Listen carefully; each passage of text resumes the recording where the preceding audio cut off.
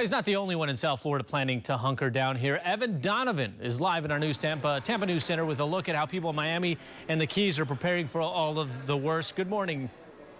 Good morning, Marco. This storm has people worried. Normally confident in the face of hurricanes, Floridians are taking this one seriously, and for good reason. Nearly 500,000 people cramming into shelters. You can see long lines here, sometimes causing hours-long waits just to get in. Some people even being turned away. Thousands more in Key West boarding up their homes, hoping for the best. We saw boat owners in Miami also securing their precious possessions to try and make it through this storm.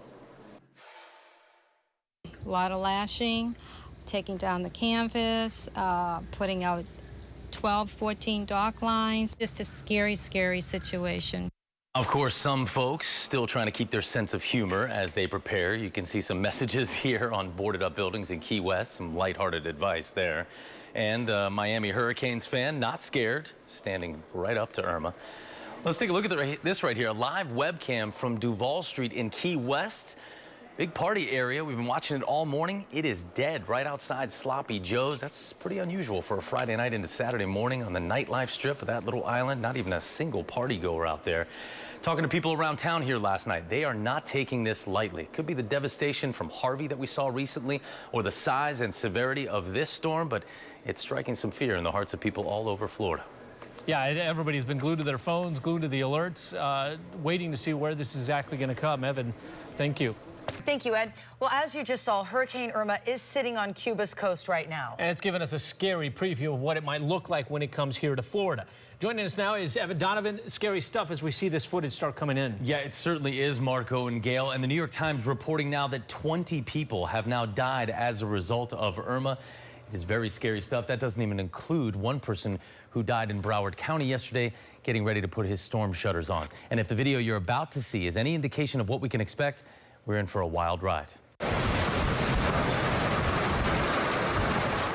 Town of Cayberyen, Cuba, intense winds and rain nearly blowing over these palm trees. The rain drenching the island. Storm surges expected to reach 10 feet on parts of that northern coast there. The country typically prepared for large storms, but this one nearly brought it to a standstill.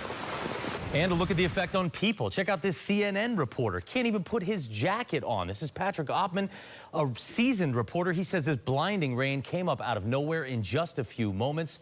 Said he has seen nothing like it, and this guy's been around for a while. We know this storm already caused massive destruction in the Caribbean. This is the island of Barbuda here, totally demolished. Normally a paradise, now a living nightmare for so many residents returning to what's left of their homes. And that's the worry here, is are we going to see this in our area and in Florida now? Nearly 6 million people evacuated in Florida. That's more than a quarter of our population. Yeah, it's unbelievable when you see the destruction that's already taken place in other parts of the world, and now it's headed our way. Yeah. All right, Evan, thank you. And of course, we have been keeping an eye all morning on Hurricane Irma as it begins to hit the coast of Florida. Yeah, it is brand new. Into our newsroom right now, Governor Rick Scott is speaking to us at NBC News about the storm. Evan Donovan is in the Tampa News Center with more on what he said. Evan? Yeah, that's right, Leslie and Gail. Governor issuing a warning to us this morning, speaking directly to us, saying while the wind is strong, he is most concerned during Hurricane Irma about this storm surge. The wind, we've done before, and it's going to be really bad. We're going to lose power. We're going to lose roofs. We're going to have a lot of problems. But this storm surge is absolutely deadly. This is going to be a devastating storm for our state, but we're going to do everything we can to take care of everybody in our state.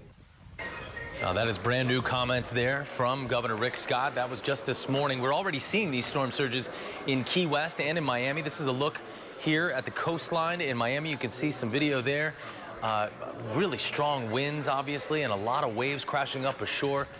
It looks very intense so far, and just a harbinger of what's to come here in our area. And as Governor Scott said, this is the part that could be very damaging, especially for those of us who are in the Bay Area. We have a lot of low-lying areas that are very susceptible to this type of high water, so that's what we have to be careful of.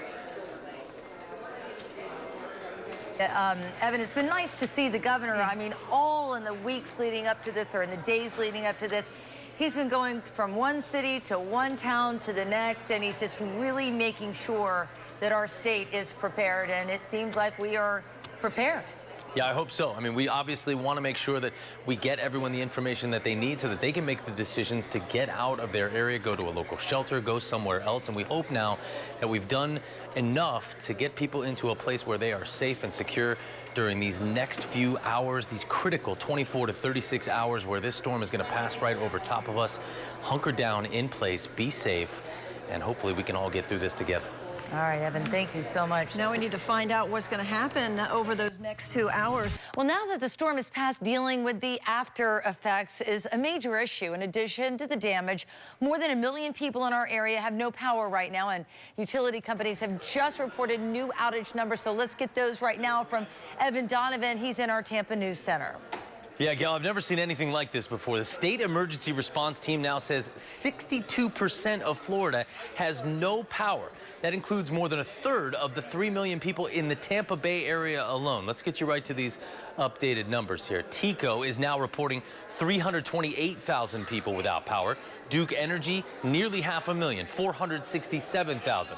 Florida Power and Light, 281,000. Lakeland Electric, 77,000. That adds up to more than 1.1 million customers in the Bay Area without power. Now, it's important to note the numbers I just read are only for the Bay Area. Florida CERT again said that as of 9 o'clock this morning, 6.2 million customers across Florida without power. That is 62% of the state. Overnight, Irma roaring up the Florida coast with high winds, bringing a slight storm surge this afternoon that's expected when that tide rolls in. It's been leaving homes inundated with water, city streets transformed into rivers. Officials knew this was coming, and they warned everyone to be prepared. Irma is deadly. It is massive. There will be damage to our system. We're already seeing it. It is about the cleanup, and that includes power crews getting the lights back on. They're working to do that. Earlier, we gave out phone numbers to report outages and tell you how you should do that if your power's not on. Companies are now saying don't even worry about it. Don't call. They know it, and they're working to get the power back on for you. All right, that's good to know. Thanks so much, Evan.